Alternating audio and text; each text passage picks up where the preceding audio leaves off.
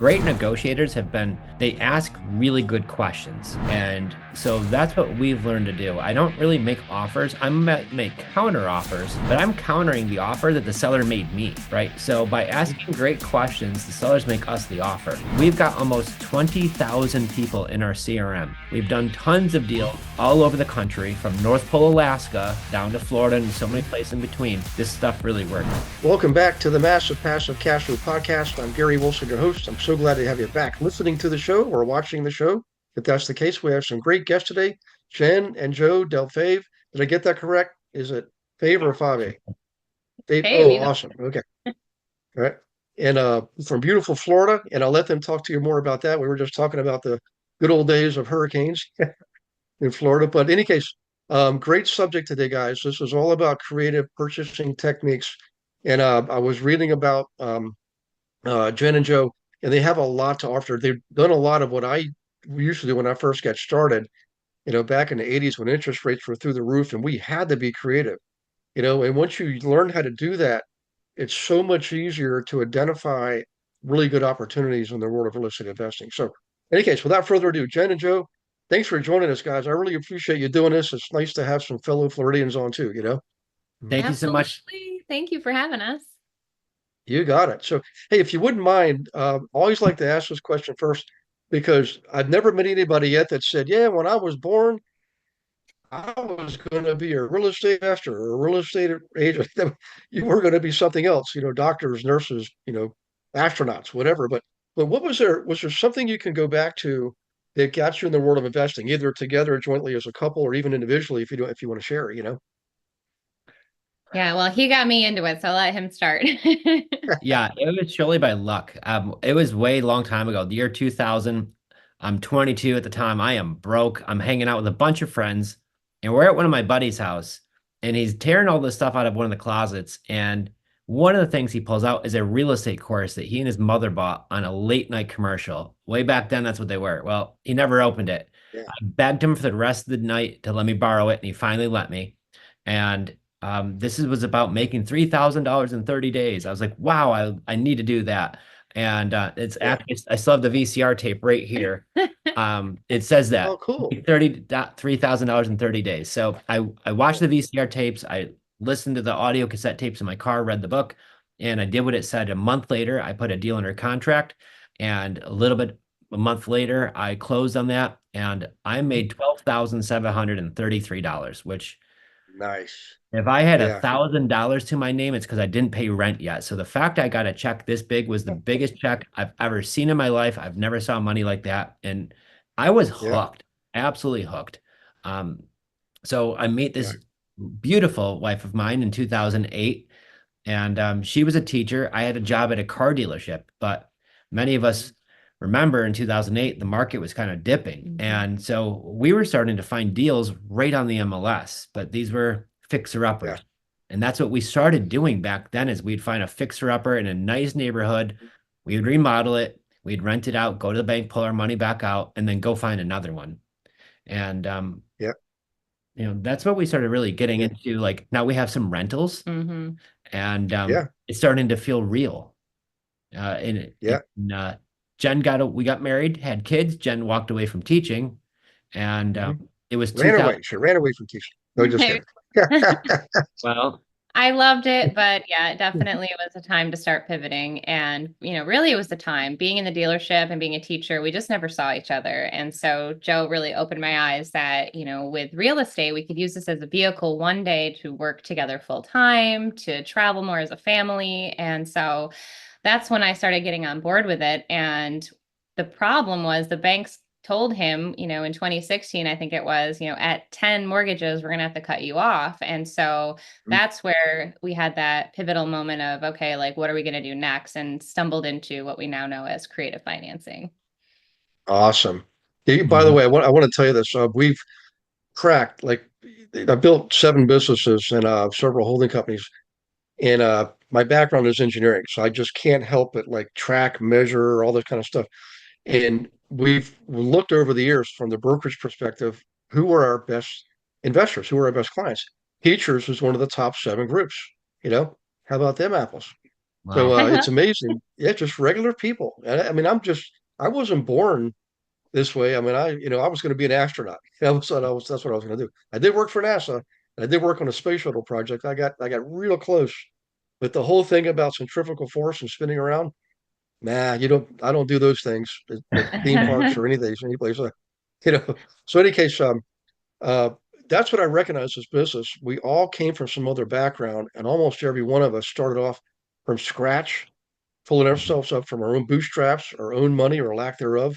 I've only met one or two people that actually came to the table with a pile of money, and one of them had built it up himself, and the other one had inherited. So, in any case, back to you guys. Um, so, I understand those restrictions from conventional lending and using the FHA underwritten securities, and Fannie Mae, Freddie Mac, all those they have those rules and restrictions. If you go outside that realm, the world is your oyster. You can borrow as much as you want and as often as you want. So take us through that pivotal moment. I think you mentioned 2016. Mhm. What did you do? How did you come up with it? Was it another? Oh, by the way, I have to ask this. So the course you found, was it Carlton Sheets or Russ Whitney, one of the old One timers? more. Or Give it one more go. It was wow, no kidding. Yeah. it was Ron LeGrand. So Oh yeah. Yep. running in the same circle. So it was Ron The LeGrand. Godfather. Yeah, he had those late night commercials, if we all remember back in the late Oh yeah. 90s, early 2000s. And Yep. so that's what that was. And so in Yeah. 2016, this is where I stumbled upon how to buy rentals without banks. Yeah. And I started going down the rabbit hole and I figured out this was a thing that you could buy with seller financing or buy with wraps or lease purchases or even subject to. But I knew, like, I saw the big picture, Hmm. but there was missing pieces to the puzzle. So I took Jen out to dinner one night. We maybe have had a glass of wine and I said, "Hey, listen, I want to do this, but we need to hire a coach. Somebody's going to teach us how to do this because I don't want to mess it up and I really don't know exactly where to get started."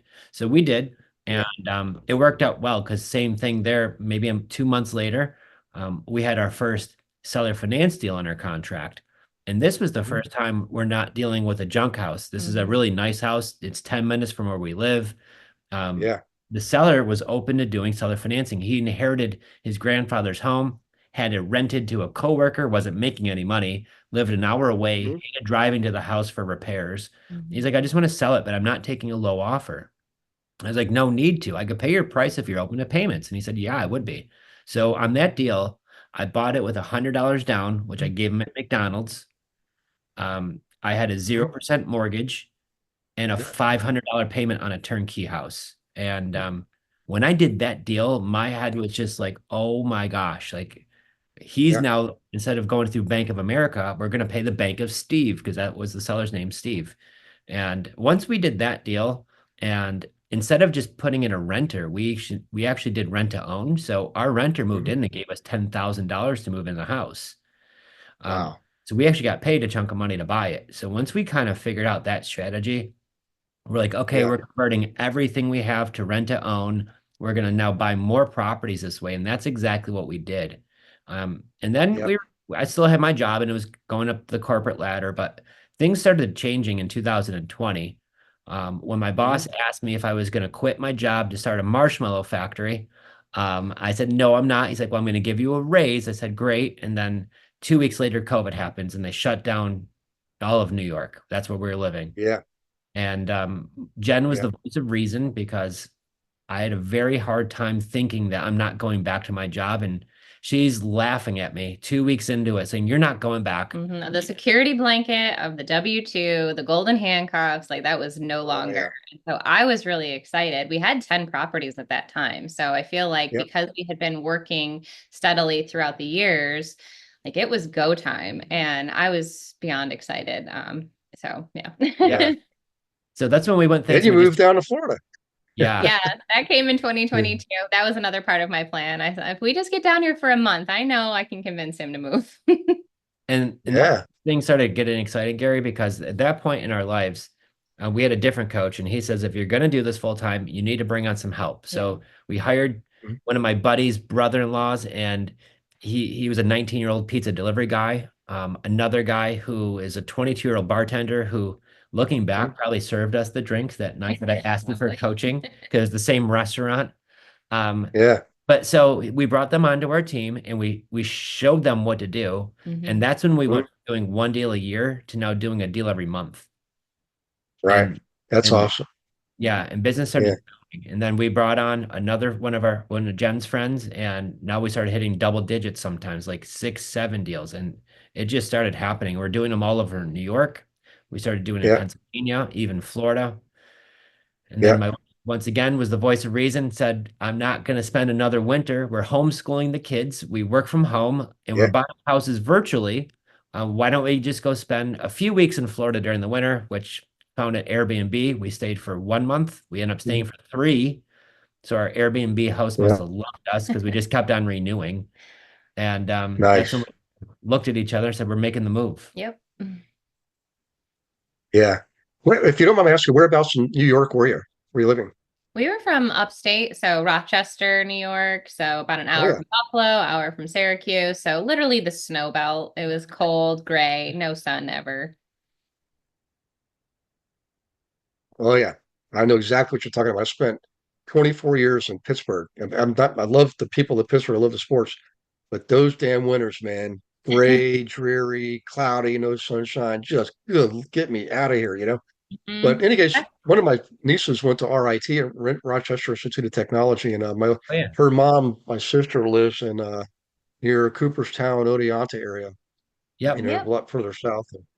But where you guys are from is actually a beautiful country, in the spring, summer, and fall, but Florida's year round, and it keeps growing. So you actually got there very good during the pandemic years.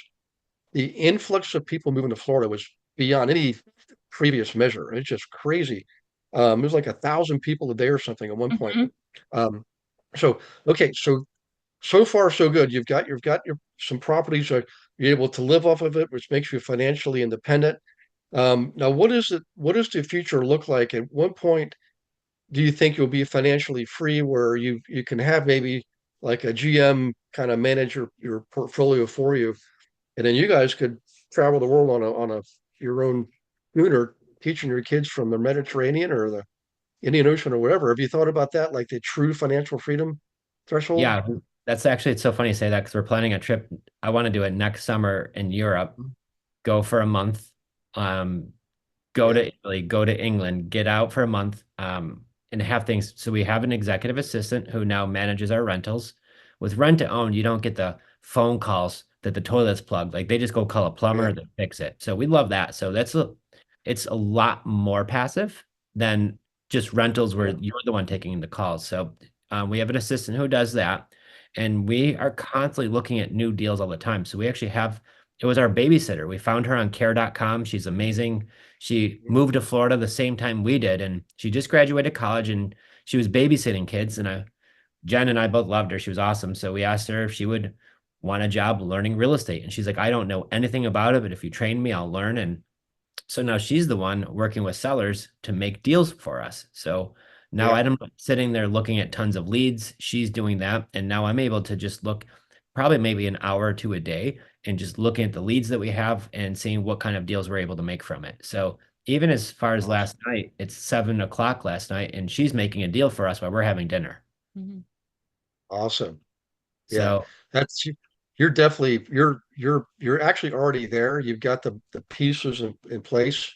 It's just a matter of continuing to execute. And one day you'll wake up and you realize, man, that you got more money flowing in than you need, and you're not actually working for it. Somebody else is, doing the 9 to 5 for you. That's where you want to be. But in any case, so congratulations on that. Now, I always have to ask this question because I know in my life, if I wrote a book on all the things that didn't go the way I wanted it to, it'd be bigger than all the other books. But the good news is all the successes have far, far outweighed the things that didn't work. But can you think of an example or something that just didn't go your way? You had everything lined up, and it could have been somebody else's circumstances that interfered. I'm sure it's happened more than once, but maybe something that has a little comical flair to it. Let people know that, hey, the Oh, sun's you going to want rise comic? again tomorrow, man. oh You're man. smiling. That's good. Start. Where do we start now? Well, I do Yeah. think back, quite honestly, Gary, there's at one point where we were only buying houses that were fixer-uppers. And if the house was a fixer-upper that I could get for like half off or better, that was what we were buying. So to be quite honest with you, the challenge was where I want to just kind of knock myself in the head was all the people who I would contact or get in touch with, and they would say, I have a beautiful house. It's in a beautiful neighborhood. It doesn't need any work. And I just didn't understand the strategies of offering seller financing, and saying, well, if I were to pay your price, would you be open to terms? Because for me, my hardest obstacle was paying top dollar for a house and thinking this was a good deal. If I wasn't getting some huge discount on a junker, so it took me some time. And then so the knock in the head, there's a few deals that I think of. They were really nice houses, beautiful houses, beautiful neighborhoods. The seller's like, yeah, I'd be open to doing something. I need this thing gone like yesterday. And I scratched, like I didn't know what to do. Yeah. And it's not the deals that you make that get you excited. It's the deals that you didn't make that get you angry sometimes, right?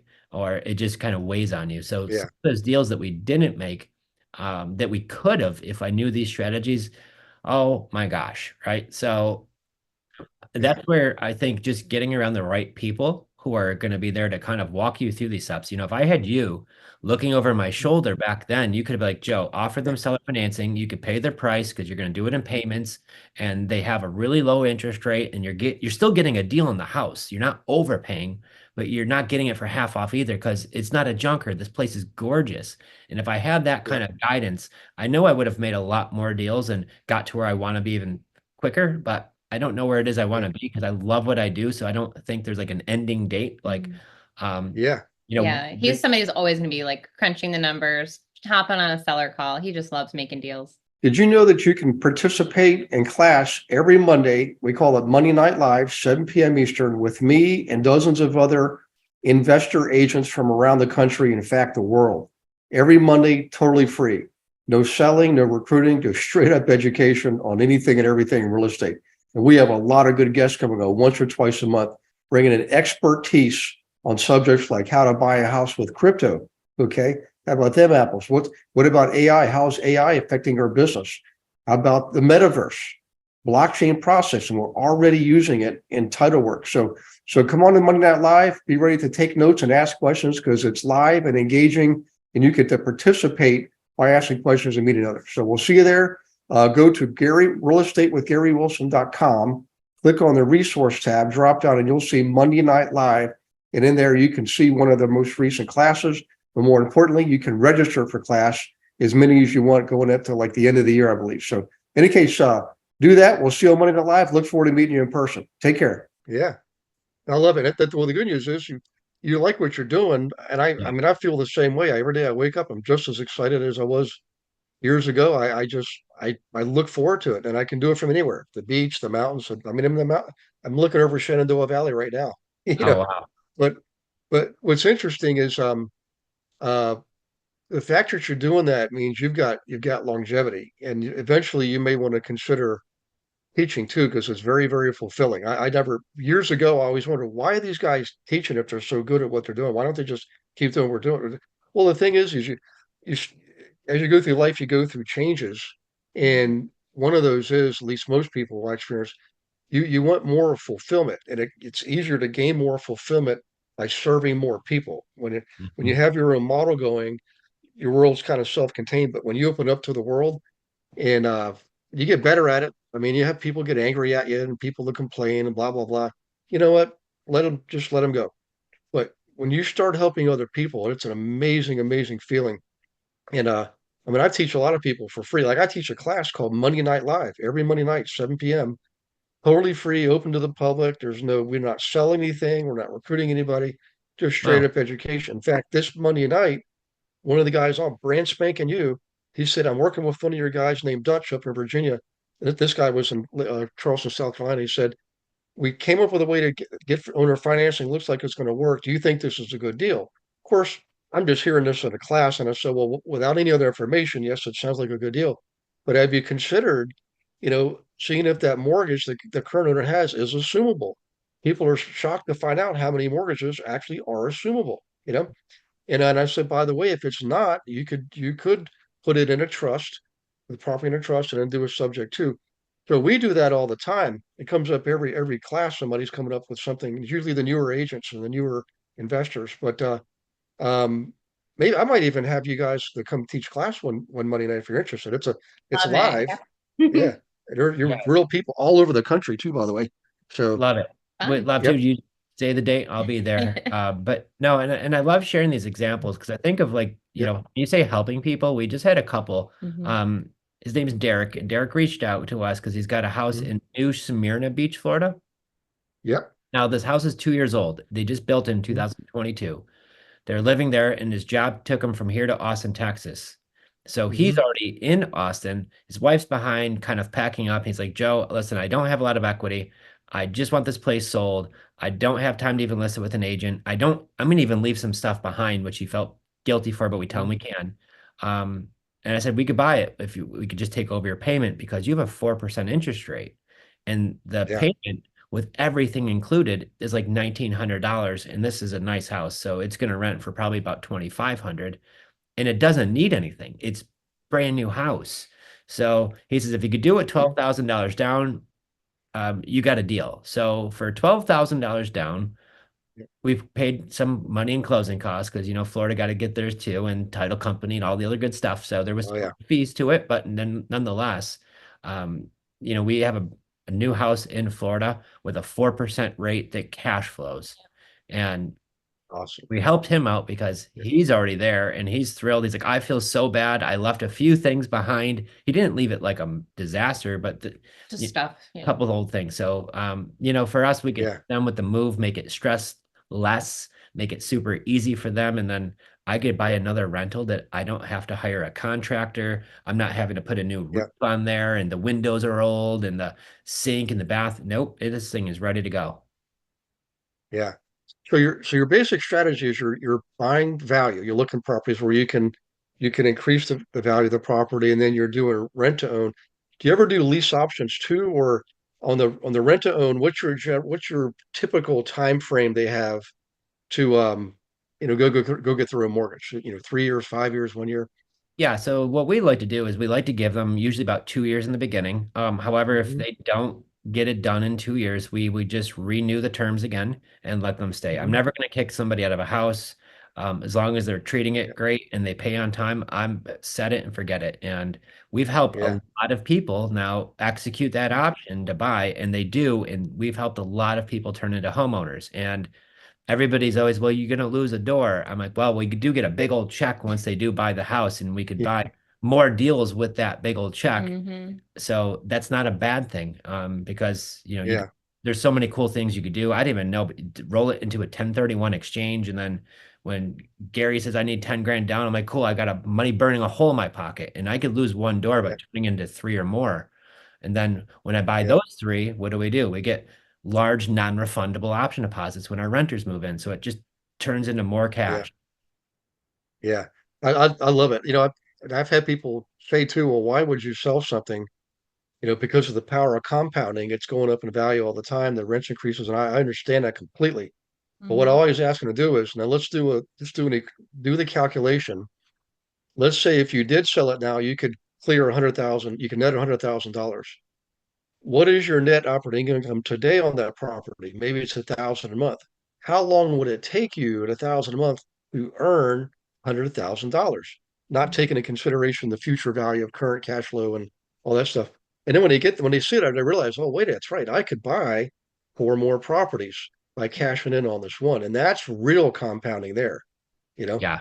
So, Yeah. Yeah. And so um, that's the key is when you just keep using the money and keep growing your portfolio to the point where now yeah, if you want to work, you can, but you don't have to. There's some times where we do find a deal that we fix and flip. There are some that we find that maybe they don't want to do seller financing, but they'll take a low offer and we could wholesale that to a cash buyer or fix and flip it ourselves too. So mhm, it opens up some opportunities to help people on different levels. So when that fixer upper and they need a big discount, I could definitely look at those deals and I do. But on those yeah, beautiful turnkey houses, instead of telling them to go walk away, I can't help you anymore. Now I can. I can make that offer on that house too. And back in the day, the old Joe would say, just go list it with an agent. And I would hear, mhm, I already did, and it's not selling, and I've already moved, and I can't take care of mhm, two payments. Um, yep, the fact that now we could actually help some people who are in a jam, and we're finding more and more of these down here in Florida. I mean, I've got a deal Oh yeah. now. We just put it under contract last week. I think it was Friday. The guy's name is Audie, great guy. He's getting Mhm. divorced. Now he's got a house in Cape Coral. And it's on the Mhm. water, on the canal. It's one canal from the river. It's a 3,000 square Mhm. foot house. Gorgeous, needs nothing. He's got a pool and a boat lift. It's ready to go. Mhm. Horseshoe driveway, the whole nine. If I was living in Cape Coral, I'd just move right into this house. It's that nice. And he wants to Yeah. sell it because of his divorce. He's moving back up north. He's like, Joe, he started at 1.2 million. He's like, I want 800,000 for it. If you give me 40 Wow. grand, if you give me 40 grand down, that's just go to the ex-wife. So he's like, he doesn't even get the money. He's like, but if you could give me 40 grand down, I'll let you take over my old payment. And he's got a loan with 500 grand at a 2.875 interest rate. Man.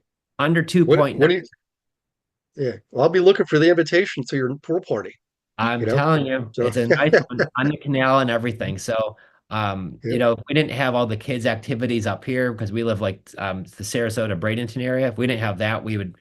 Oh my gosh. It's such a nice house and it's a great Yeah. deal, low interest rate. And he's letting us float his equity because he's got a lot of equity from the deal, Right. $250,000. He says, you don't need to make a payment on that. I'm willing to hold off on that money. Give me up to 10 years. Yeah. That is amazing. So So now just for contrast, I want people to take this and everybody listening, pay attention to this. So that's 1.2, 1.3. You're likely going to get it for 8. What was the price of your first property, the first one you bought? If you think back, 25,000. What was 25,000. To everybody listening, I know you're thinking to yourself, my gosh, I could never afford 800,000 even. I understand that. That's just today. It's a temporary thing. But you Yeah, start with what you'd have, where you are, who you know, what you know. Just freaking start. I don't care if it's a crap shack. Just, I, I was being polite there, by the way. Just, just get the property, get in the game, and you'd be amazed at how fast you will progress through this.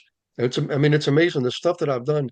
I did never imagine when I first started, I'd be doing a 26-story high-rise development on a mountaintop property overlooking the three rivers.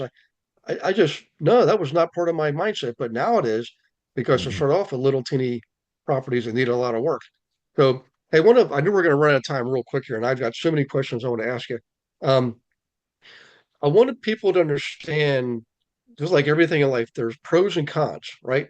So when it comes to creative purchasing techniques, what's one of the biggest benefits, obviously, is you're going directly to the source. You're not going to PNC Bank or any of those kind of places.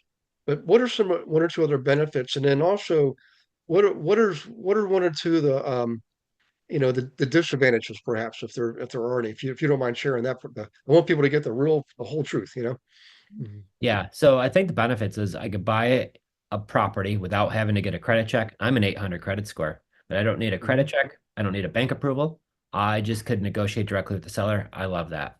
Um, Mhm. so the way that we buy these deals is it doesn't matter if the market is up or down for interest rates, because like you talked about earlier, rates in the 80s were nuts. Rates right now, it's high, but it's not really too high, but it's high enough to where most of these properties just don't cash flow. If I buy at Mhm. today's prices, interest rates, insurance, and taxes, it's almost impossible to find a good deal right now that cash flows. Well, with these strategies, I can still buy these houses and Mhm. get really great rates, like really great rates still. So that's I think one of Yep. the benefits of this. One of the downfalls of it, the challenge I guess we want to do is you got to work with motivated sellers. So it's finding the motivated people because we have this scale in our what we look at is a scale of 1 through 10 on motivation. 10 being the most motivated. Gary, take my house. One is I accidentally Yep. hit this button. I don't even want to sell you my house. Please go away. Like not motivated. And so what I've realized was, especially when I first got started, I spent so much time on a low motivation, 2, 3 score motivation, not really motivated to sell, more of almost like I'm bothering them, but they reached out to me. And I'm like, why isn't Mhm. this working? And it was frustrating as can be. And then when Mhm. I realized to spend time with the nines and tens, the most motivated, That's when the Mhm. magic really feels like it's happening. So the disadvantage with this is not every deal works. You got to find motivated sellers, those eights, nines, and tens, and spend the majority of your time working with them to help them with a solution that might be able to fix their problem. Yeah, I love it. Hey, I've got to ask you. So if you came from New York to Florida, and Jen, you were a teacher, and I call it retired, even though I'm sure they told you you're not old enough to retire. That's what they told me, and I said, "You can call it whatever you want. I'm out of here." So, Mhm. but do you involve your do you have children? Do you involve your children, and how do you actually do that? Because I want people to understand the way you guys are doing it is so perfect because it's a family affair, and we haven't even spoken about children. I just want to see if that's part of the game plan here. Absolutely is. Yeah. So we decided to homeschool our kids. This is our Mhm, fourth year homeschooling. And so right now we have a mhm, 9-year old and 11-year-old. And so it's mhm, like fourth grade, sixth grade. And they've just always been a part of the real estate business. So since they were in my belly, we'd be going to the properties when they were old enough to mhm. help dad lay the mulch out for the new tenants moving in. They've witnessed things like evictions, right? Like everything along the way, the good, the bad, the all of that, they've been a part of it. And then so now as they've grown older, they see when we have our team over here, because we do work, virtually, but also have our team here in Florida. They'll come in for a day, and our daughter brings out her laptop, and Mhm. she's been known to pull up the CRM where she can chat with Okay. sellers. She'll see someone say, I already sold my house, and then she'll pull up on Zillow to check to make sure that that house did in fact sell. And the day she did Mhm. that, I was like, wow, like I didn't even know what Zillow That's awesome. right when I was little. So it's just crazy. Like they absorb everything. And so it's a part of it. We're going to a local meetup next Tuesday. So they'll go there and definitely want to work on having them interact and chat with people. And so it's Mhm, all about how you make of it, So they've always been a part of it since day one. They know the goals. Like Joe mentioned, we want to go to Europe. So in order to go mhm. do that, we've got to, work and help other people. And then our son, I'll let you talk Yeah. about him. He's I mean, for what he's gonna be like the guy, right? Because he's 9 years old, but Yeah. he's sitting in the CRM. He does follow up. He's so smart where if he wants a toy, he'll be like, Dad, hey, there's something I want. Do you need some help with follow up in the CRM? Let me kick your iPad for a few hours, and he'll go work in there. So his friends are like, hey, it must be nice. Your parents just buy you whatever you want. And he's like, absolutely not. Like my parents don't buy me Yeah. anything. He's like, everything I get, I had to work for it. And that's how I got that cool toy. Mhm. And Yeah. so the fact that at this young age he gets it and he's a reader, and I mean he's even reading right now. I'm paying him $100, which is a lot of money. I'm paying him $100 to read the book Rich Dad Poor Dad, and then he's going to write a Yep. report on it, and not the kids version. He's reading the adult version, and he's going to write me a Yeah. report on that. And if he once he does, not if, but once he's completed that, then he's going to get the $100. And I tell him it's not going to be like a I liked it report. It better be some like death of Yeah. the Yeah. book, right? So Yeah. Mhm. Money good. You yeah, Yeah. yeah. When they ask questions, like it's Mhm, all a teachable moment. I remember we're driving one day mhm. and he was like, yeah, what was it about entities or something, mom? Like, really? A Yeah. 9-year-old asking about our entities. So, that leads into a Yeah. discussion about asset protection. So they're little sponges. And it was interesting too, talking to a Florida evaluator here for homeschool. And she Mhm. said having them work with you is part of your curriculum as long as you're documenting everything. So that's a beautiful Yeah. luxury for us here too. Obviously, we still do math, science, social studies, all the English stuff. But coming from New Yeah. York, where they were super strict on exactly, what standards and whatnot, Right. having the little bit more freedom down here has just been really refreshing. And we're taking full advantage of it and showing them all of the ropes. Yeah. Yeah. DeSantis has done an amazing job with Yep. Florida. I mean, just look at the recovery from hurricanes. I mean, it's like they got it down to a science. Yep. If Yep. but any case, I better be careful because I'll get in trouble if I get political. But any case, I love what you're doing. I love the fact that you're doing that. And when it comes to education, by the way, two things. One is if you're okay with me making a suggestion, is I have another colleague, friend of mine in Ohio, and has two sons. Brought them up. They both own their own properties, even though they're minors, because your parents co-sign, of course. He just bought his own plane a year or two ago. He flies them all over.